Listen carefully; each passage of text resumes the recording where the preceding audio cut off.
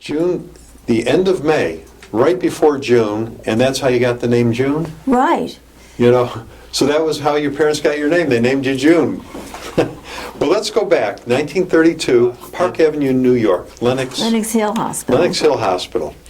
Tell us about what you remember when you were a little girl back in New York. Well, I moved actually when I was almost 8. I went to Dalton, which was a private school. And, you know, I don't really remember a whole lot because I was very young. I remember our apartment. We lived at 1112 Park Avenue. And I have a lot of memories of New York because when I had my art gallery in the 80s, I used to go back to New York at least 3 or 4 times a year because I represented a lot of print publishers that had a lot of very important artists like Jasper Johns and Robert Rauschenberg, Andy Warhol. And because of my connection with the print publishers, I got to visit their studios or have breakfast with them. And I also had the money at the time to buy art by these artists. I don't have it anymore and I've had to sell my art. Of course, I sold it before it became so valuable. But I have art now. What was your education to get into the industry? Well, I moved to Dallas because my father, when he graduated from Princeton, was given a company called Texlite, which was eventually on Manor Way, which is right off of Lemon Avenue near Love Field. And his company made porcelain enamel and neon signs. And Daddy, his name was Harold Weinberg, made the original Pegasus or Flying Red Horse on top of the Mobile or the Magnolia Hotel. And he did that his company did that in 1934 before we moved to Dallas. And Daddy also made signs for all the major oil companies, for Shell and Mobil and Exxon, and he made marquees for some of the theaters, like the Lakewood and the Highland Park and the Inwood, and I'm writing articles about all this now, and I'm going to try to get it published for maybe D Magazine, and a lot of them are historical landmarks. He did the architectural porcelain enamel panels for the Hilton downtown that is now being made into a hotel, and for a building on Irving Street, and he did some panels for the second version of Love Field. He was really very important. Yes. But he didn't think of it as being important. So he was much more into other things. So your love for art then goes way back. It goes way back. Yeah. And he had a billboard company. That was part of his gift from Princeton. He actually went bankrupt. Texlite went bankrupt because he was doing architectural porcelain enamel and he didn't really know what he was doing. So when you guys moved down from New York, was it a culture shock for your family? No, because see, my parents were born in New York and my grandparents were born in New York. And I had a great uncle who was enormously rich, and his company was on the board of the New York Stock Exchange. And when you were very rich in the 50s, you became very philanthropic and you wanted everyone to know how much money you had. So one of the things he did for Temple Emmanuel, which is on Fifth Avenue and 60th Street, he put in the auditorium and the staircase, but he also gave to Fordham, which is a Catholic university. Right. And when you go to New York and you stand in front of Lincoln Center, there's a building that says Lowenstein's Fordham University, whatever it is. But anyway, it's this enormous building, and because of that, we would go to Cardinal Spellman's home. Can you believe that? This nice Jewish people were in Cardinal Spellman's home, which was right near Saks Fifth Avenue on Fifth Avenue. And we'd have lunch with the Cardinal. Went there about 5 different times. The whole family did. How old were you at the time? I was just out of college. Okay, so you were an adult already. Did you realize the importance of that? I think I did, because my family always wanted you to know how important they were. Yeah. And my mother died very young. She died in Dallas, and she had cancer. She died in her early 50s. Sorry. And then he remarried. What did your grandparents do for a living? My grandfather on my father's side started streetcar advertising in New York and Philadelphia, and he made a lot of money. That's why he was able to give my father this big company in Dallas. And when my father went to Princeton, he had a car and chauffeur, and he went to Lawrenceville, which was very expensive. He was very proper. And then on my mother's side, they were German Jewish as well, and her father was in the candy business with his brother, and they had money problems when they went out of business. So I'm third, I'm a very third generation. Now, your grandparents that originally from Germany, did they have any family that was in Germany during the war? Not that I recall. Okay. We never talked about anything like that. When I graduated from college, my parents took me to Europe, and we never talked about Hitler or anything like that. It was just something we didn't talk about. Terribly aware of it, though, and I've known people who were... Okay. Tell me when you came to Dallas for good. I came to Dallas for good. Let's see, I graduated from college in '53. I came to Dallas 4 years later in '57. I had already had 2 children in New York. Both were born at Mount Sinai. And what college was it that you went to? I went to Bennington. Okay, is that where you met your husband? Yes, I did. But Bennington was incredible because I studied with an artist named Paul Feely, who was very, very important. After I got out of college, he got cancer and he died, but he was so important that the Guggenheim Museum gave him a retrospective. And he was very, very influential in my whole life. I still can remember him, and people to this day say, "June, how did you get interested in art?" And I said, because I took a basic art course at Bennington, and I had a mad crush on my instructor, which is true. Yeah, he was gorgeous to look at, plus being a good painter. So. Well, now here you are graduating from college, and you have small children. Right, and we didn't have enough money. And we had all this rich family. So my father, who was living in Dallas, got my husband a job at First Southwest Company as a stockbroker in downtown Dallas, and he stayed there until he actually retired. And he made a fair amount of money so that we could live much better than we could have lived had we stayed in New York. We lived in North Dallas, Melissa Lane, and we actually built that house. I was already into everything being contemporary and minimal, and we bought the plans for the house, and it was a very nice little 3-bedroom house. But it was not big enough. My husband and I bought a lot on Straight Lane Circle, which is just north of Royal.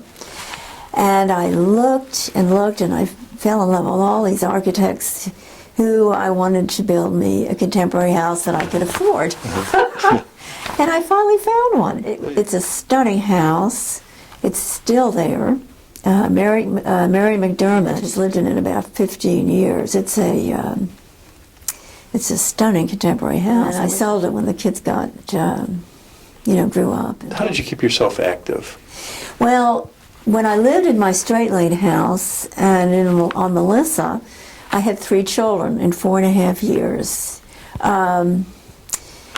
And I did carpools, and I won prizes for my flower arrangements and garden club, and I played bridge, and I had in my atrium of my Straight Lane house, I could have seated dinners, so I learned how to cook, be a good cook.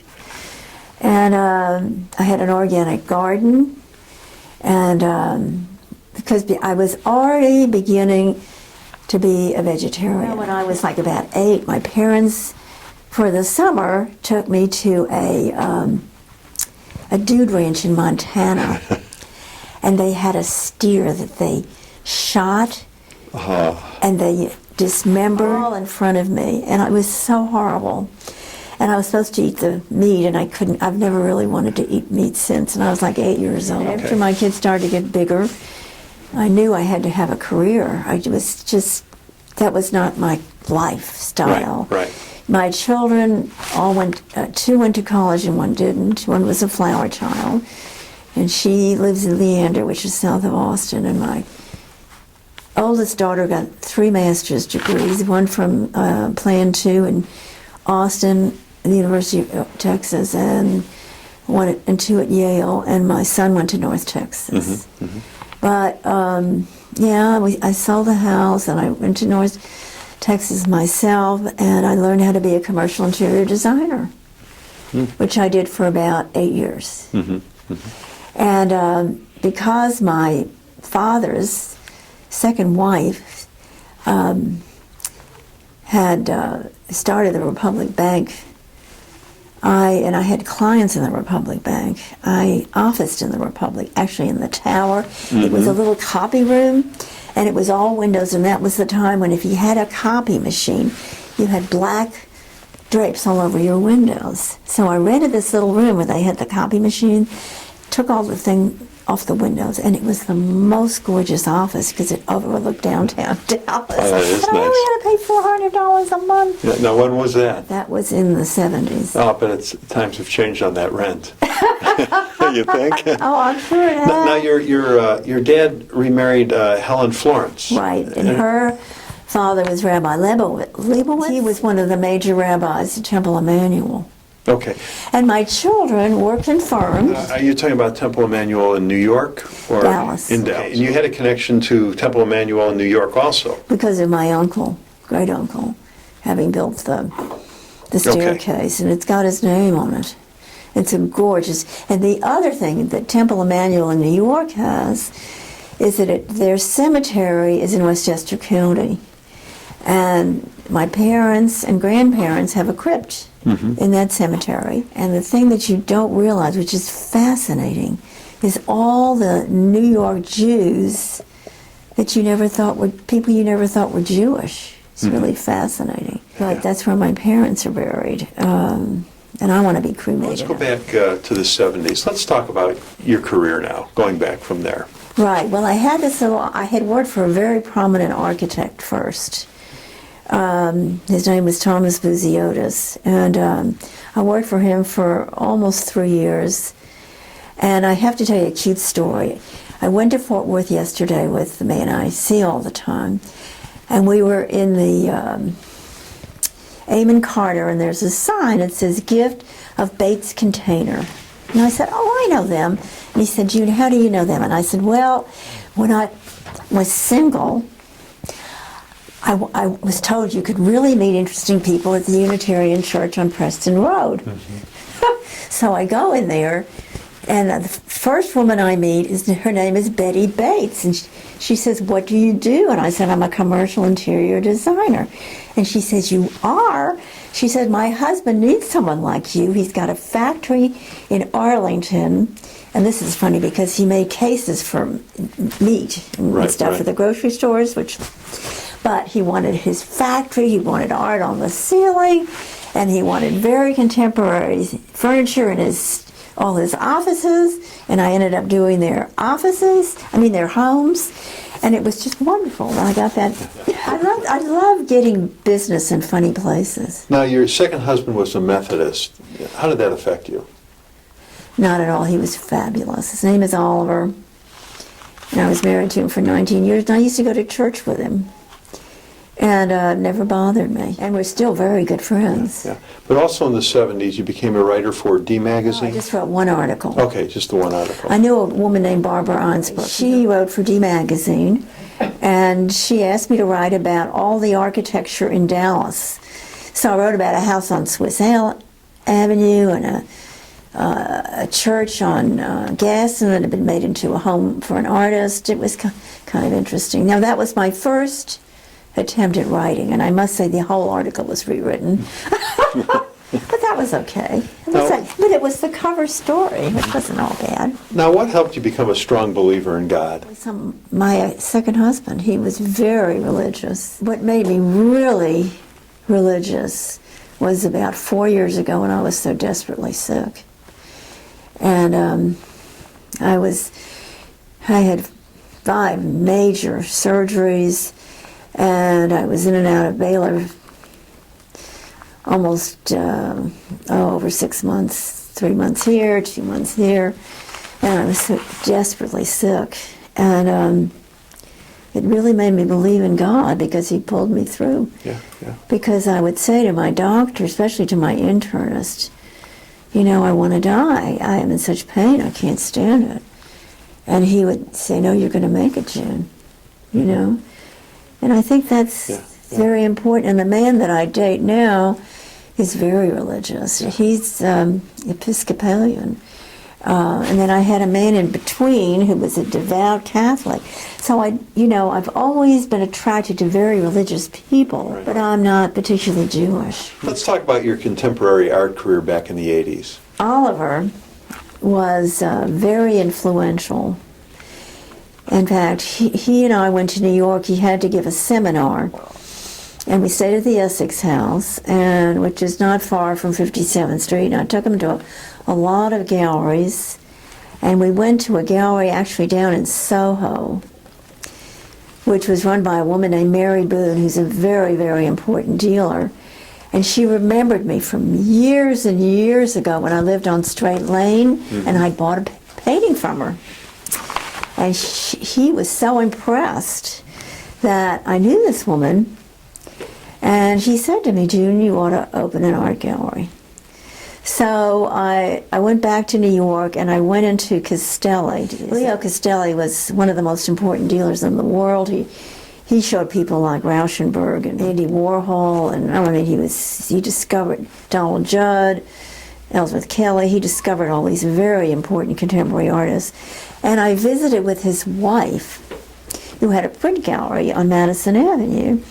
And she was the one that said, too, also, you should open an art gallery.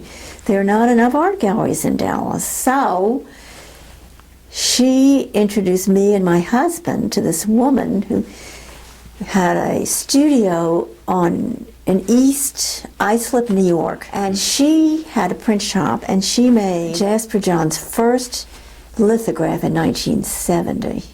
So I connected with her, and I really wanted to open a print gallery because to me, you could buy a print by someone like Andy Warhol then maybe for $1,500, but you had to pay maybe $200,000 to buy a painting. So I thought it was just a great way to own, very famous artists, but I couldn't afford it. So I had a lot of prints, but I decided to do something else. And actually, a woman from SMU came in my gallery, and she said, all you've got up on the walls are men and no Texas artists and all men. She said, June, you must change what you're doing. I had taken a course from her at SMU. And she was right. So from then on, I did prints quite a bit, but I really got into Texas-based contemporary artists, and I'm still there. Did you found the Dallas Art Dealers Association? I founded the Dallas Art Dealers Association. Okay. I did. Tell us about that. And I was one of the founders of EASL, which is the Emergency Artist Support League, and which is sort of phased out. But I was on the board of that, and we supported a lot of artists who had problems, just for maybe a surgical procedure or something.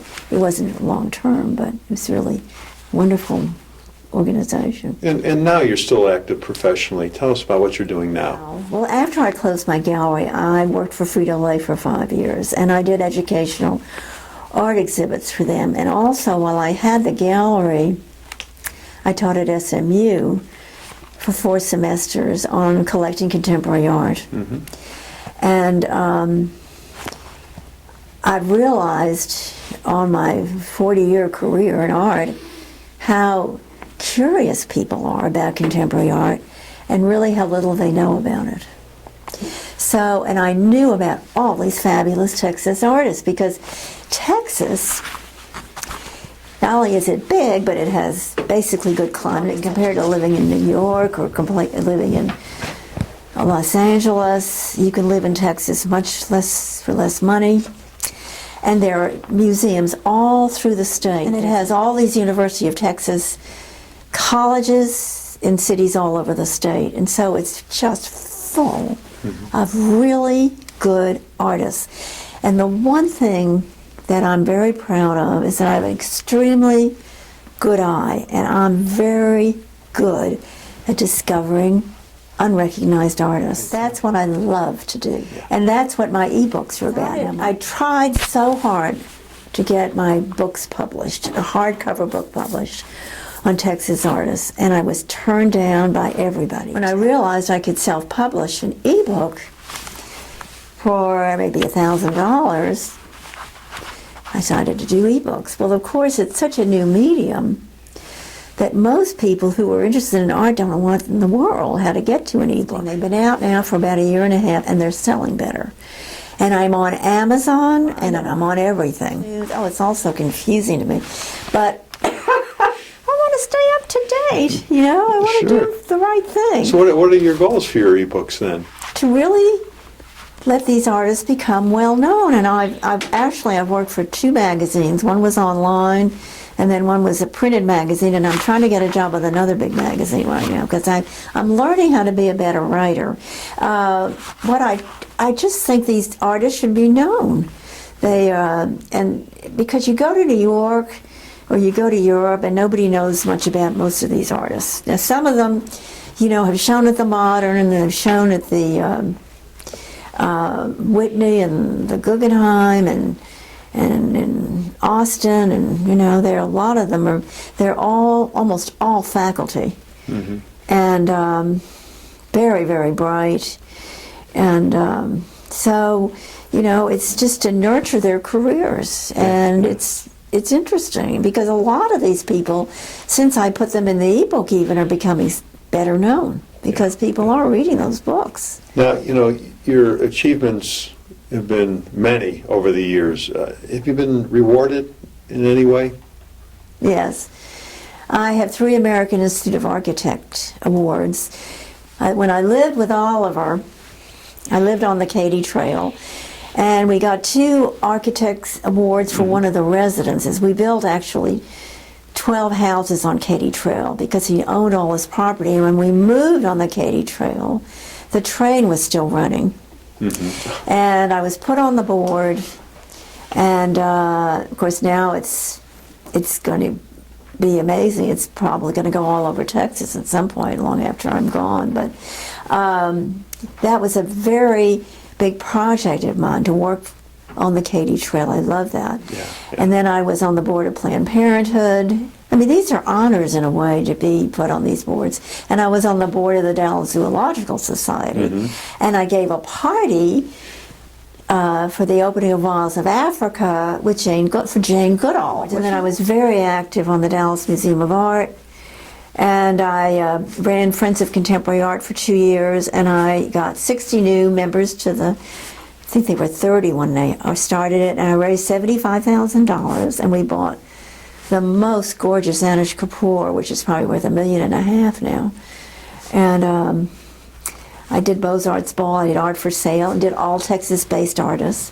Then did the first one in the 70s in the old museum. Then I was on the McKinney Avenue Contemporary Board. But I got 3 American Institute of Architects awards. One was for the house near the trail, and the other one was for an office building in Preston Royal. I went to Brook Hollow Country Club to a singles party, and I'm always losing things. And I was very uncomfortable going to a singles party because I grew up that the man approached the woman didn't approach the man. So I was so happy when the cocktail hour was over and we could go sit down. Well, I'd lost my my table number, and I got this other table number, and I sat next to Oliver. And I didn't know anything about demography or what he did or anything. And he said, I'm thinking about building an office building in Preston Royal. And I said, really? He said, and I'm going to use an architect. And I said, who? And he said, Bud Oglesby. And I think that's what made me, I thought, my God, this man knows the best architect in Dallas. Maybe I should be more interested. What was the happiest time in your life? I have to say right now I'm about the happiest I've ever been. I have a wonderful man in my life. I feel like I've done a lot of worthwhile things in my life, and I'm very happy. I'm very content, you know. I've done some amazing traveling. Tell me about your travels. Well, when I lived on the Katy Trail, the man who became the director of the Dallas Zoo became my friend. He lived on the same street that I lived on with Oliver. And he knew how well traveled I was culturally. I'd been all over the world to, Paris and Madrid and Barcelona. I'm looking at my notes here. Helsinki, Vancouver, everywhere. Casablanca, Beijing, Very well traveled. Cairo, Moscow. Very well traveled. So he said, June, I would like you to do a travel program for the zoo. Well, I was so incredibly busy running my gallery. I was working like 10, 12 hours a day. But I thought, I'll do it. So he came up with a trip with the San Diego Zoo. And I was so busy, I didn't even have really time to read the brochure. And I get on the plane and I had 104-degree temperature. I was just exhausted. We get to Kenya, to Nairobi, and they give us an outline of the trip, and it's all camping. And I'm wide open. I think, that's okay. Well, it was fabulous. The first thing we do is we go out in one of these vans. This was in the early 80s. And I see a baby leopard. I'm so nervous I can't even take a picture of it, because leopards are usually in the trees. Well, that was the beginning and the end. Of course, I'm such an environmentalist, and I adore animals. So I spent the next 10 or 12 years doing 2 to 3 trips a year, photographing wild animals in the most ridiculous places I got one place I got this bug repellent in my eye, and I almost lost my eyesight. And I was in Botswana, which is East Africa, and I could barely get to Johannesburg, and I could barely get to London.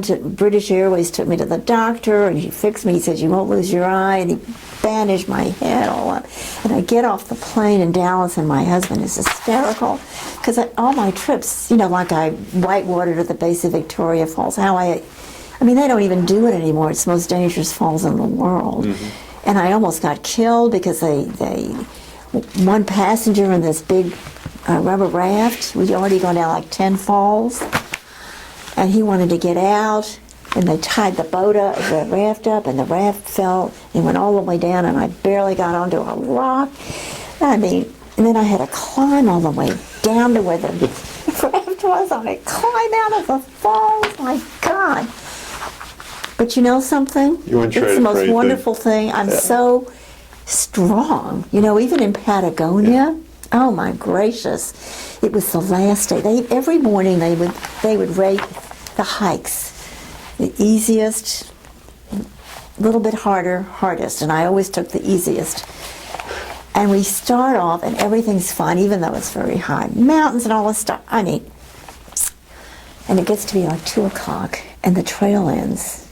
And there's just a ledge, and 400 feet down. And I said to the leader, "I can't do that. I got to go back to where we came from." And he says, "June, you can't do that." I said, "I can't cross that thing. I have terrible fear of heights." So there were like 12 people on the tour. So they take my backpack, which is enormous because the temperature changes so in Patagonia, and you have to have enough food and all. And he directs me. He says, "You have to cross on your rear end, and you can't look down, and I'll sit right next to you, and you'll make it." Well, of course I did, because I'm here. But scared? Oh my gracious! But I made it. Yeah. Oh, and the other thing about this trip is they made you put up your tent. Well, I'd stayed in many tents, but I never had to put it up. So I befriended this lovely couple from Alaska, actually. And they helped me because we made 4 different tent installations, whatever you call it, and they helped me. Yeah. And you have a great interest in animals. I love animals. I have a kitty cat now. And that went back to the time you were a little girl? We always had pets. And I always wanted to go to the zoo. Now, see, I don't want to go to the zoo anymore because I don't think animals should be captive. And I don't think people should go looking at animals in the wild. I think it's very wrong. because we're interfering with their lives, Yeah, you know. yeah. But yes, I've always been interested in animals. I never, because of my environmental interests, you know, and being, I recycle everything. Even when I had little kids, I was going over to Harry Hines recycling everything. Mm-hmm. And I'm still telling people, why don't you recycle this? Why don't you recycle that? Well, June, in your lifetime, there's been so many momentous occasions. You lived through the Great Depression, of course, World War II, Right. Kennedy assassination here in Dallas, something good, the moon landing for the first time in '69. Oh, that was incredible. I actually saw that on TV in San Francisco with my first husband.